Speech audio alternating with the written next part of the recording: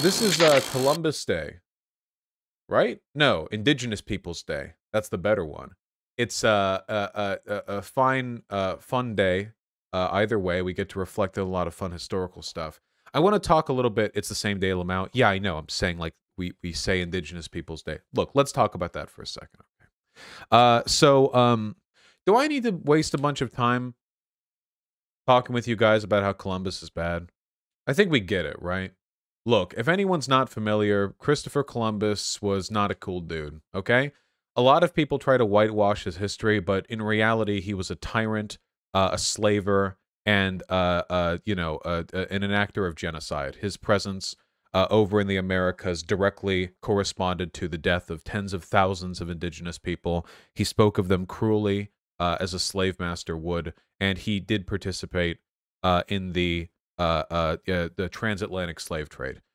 He was also, yes, he was also, a raper of young women, and he was so horrendous that even in his time, he was condemned and his powers were limited, not only by other folks in his political circle, but also by the monarchy of Spain. The literal fucking monarchs, European monarchs, these are not kind people, these European monarchs, thought that he went overboard with his behavior. Unironically, one of the best videos I think you're going to see on Christopher Columbus's crimes comes from, and I can't believe I'm saying this because the dude's an absolute nutter, but Bad Empanada. He's actually got a pretty good video on refuting a Knowing Better video, possibly the worst Knowing Better video. This is the one good Empanada video. This is a testament to my. This is me not moving left or right but forward. Okay, because you read a lot of interesting stuff there. Now, I have, because I don't trust Bad Empanada as far as I could shave him. I don't know what that means. So I try to check up on some of the claims made in his video, and as far as I can tell, it's true.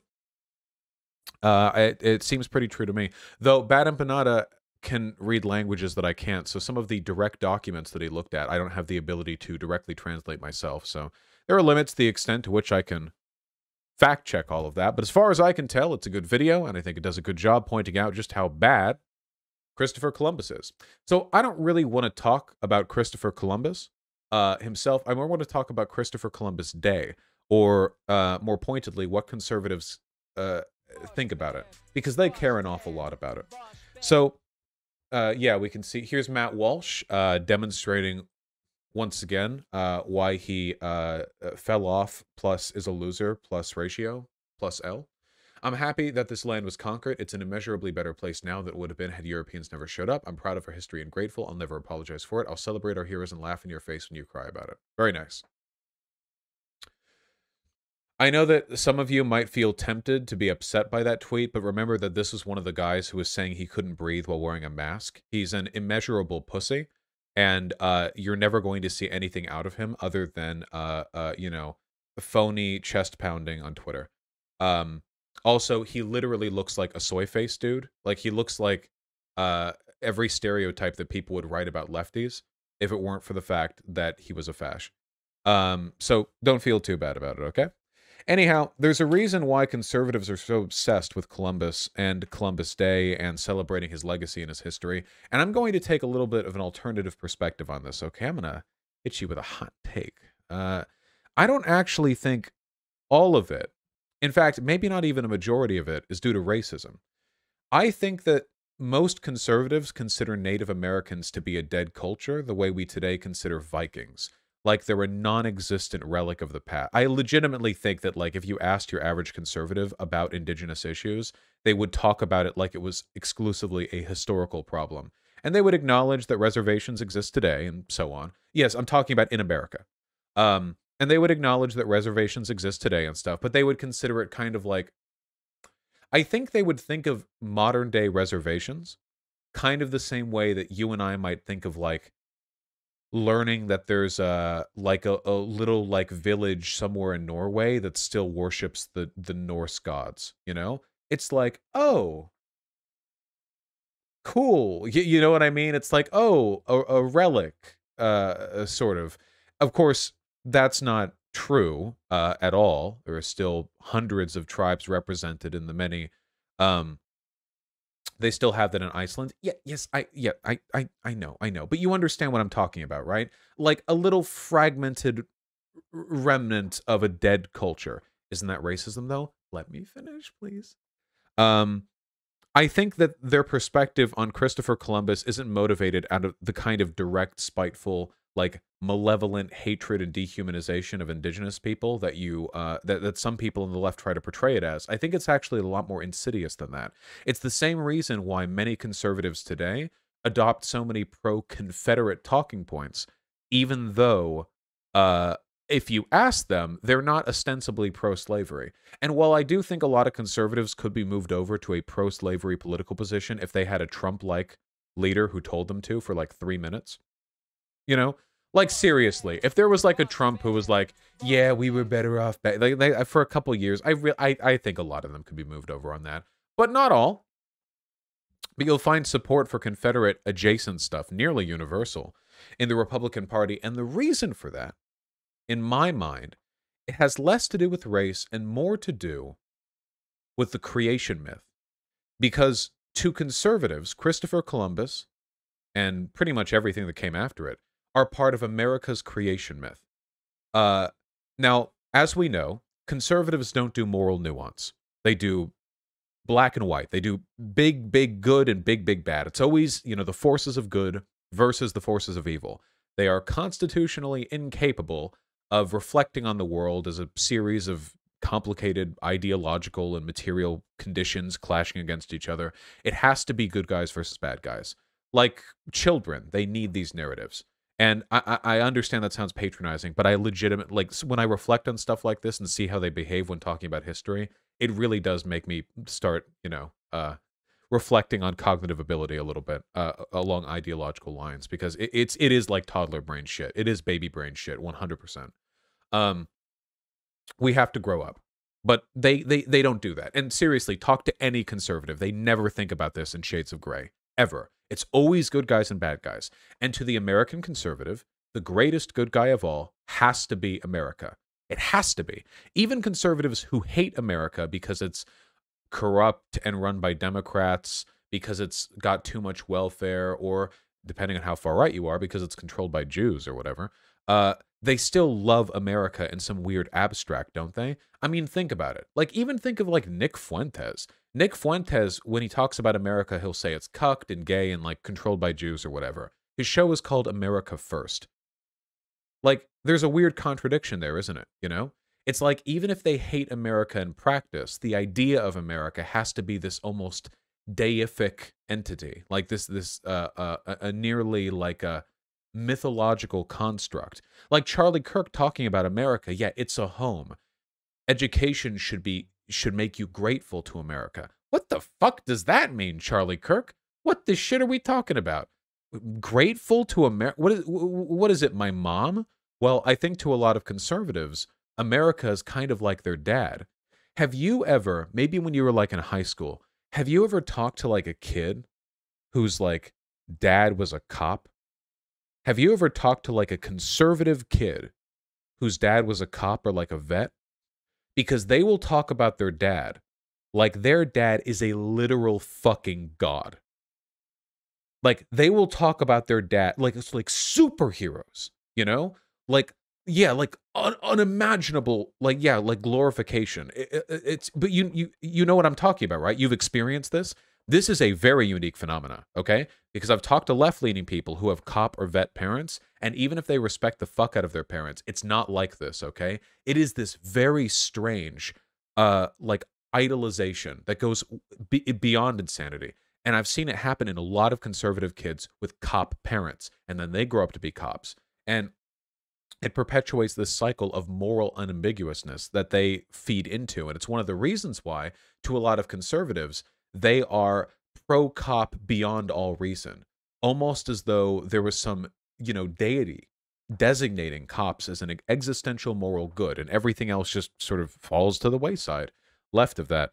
I think one of the reasons why conservatives idealize Columbus so much is because Columbus is like the first step in the American creation myth. It has to be like Jesus Christ, this perfect, clean, unambiguous story of triumph that we can all look to as a source of uncomplicated moral inspiration, a deference to which we can never throw any criticism or questioning. It's the same attitude young people, very young people, have towards their parents. And that's the feeling that I get from conservatives. That in a way, America's kind of their dad, and they're kind of baby brained a little bit, you know? They treat criticisms against America the same way people treat criticisms of their family, like this irrational defense that they like. Read this again, by the way. This isn't a tweet which is produced by any like consequential understanding of the world. It's not even based in any like moral philosophy, right? Like, what is he even happy for? He says that America is an immeasurably better place. Okay, sure. But by what metrics, really? He talks about civilization and so on, but I don't think Matt Walsh cares that much about civilization in concept, because the only reason we're civilized by modern standards is the Enlightenment, and I bet he would disagree with like 98% of what Enlightenment philosophers ended up normalizing. So, something tells me it's not actually civilization that he's gunning for here. These are vague terms, gestures that he's using to signal an uncritical idealization of an idea. Does that make any sense?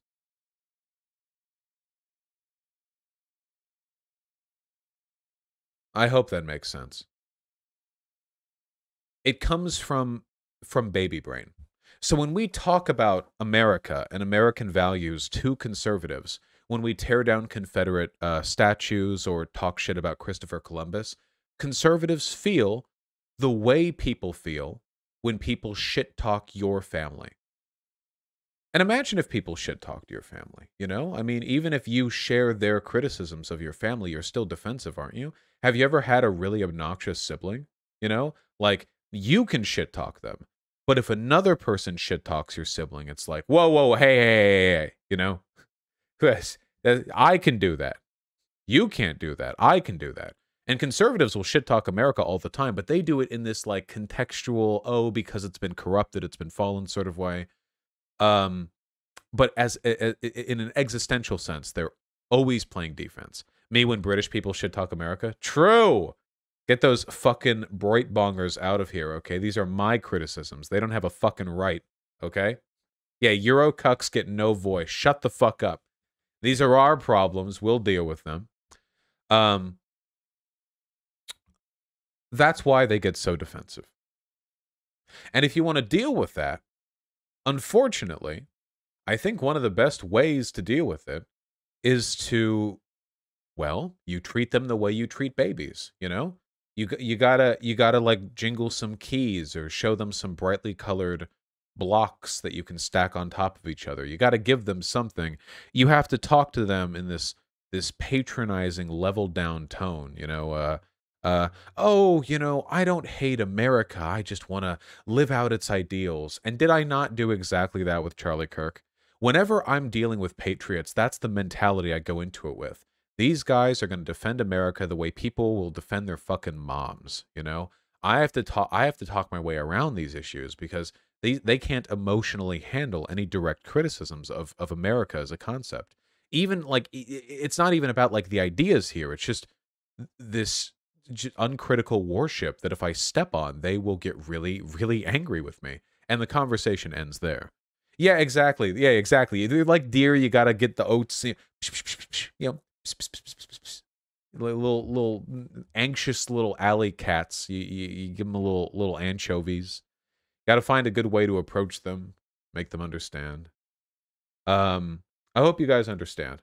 Anyway, what I'm trying to get at, I guess, in the long term is fuck Christopher Columbus. He was a piece of shit. He was, in his time, hated. He was considered a poor governor, a slaver, a raper of women. He was disliked. He was condemned even in his time. And if people back in the fucking, I don't million years ago, you know, if they could condemn him, then you know what? I think that we can today. I think that's fair. I think that's cool. I'm okay with that personally. I think that's all right. So Knowing Better's video was wrong then? As far as I can tell, Knowing Better's video was dramatically and aggressively wrong. Yes. But I think Knowing Better has since like said that wasn't like a great video from him. So, you know, we have our moments. Yeah. Yeah, he made a second video. Yeah, he made a follow-up video, I think. Disavowing the first one. But anyway, you should take a look at that stuff. It's important to understand. And keep in mind, guys, this lack of idealization, I want to see it consistent for you guys, okay? No leaders, no masters. There's no country and no leader on this earth who hasn't done something worthy of condemnation, all right? The more you get ideologically wrapped up in the defense of some particular institution, the less likely you are to see criticisms of it. Except for me, of course. Oh, except for me, of course, obviously. There's nothing about me that anyone could have ever criticized, in fairness. And don't even go looking, you know? It's nothing nothing to worry about, you know? It's not a big deal. It's, yeah, you know.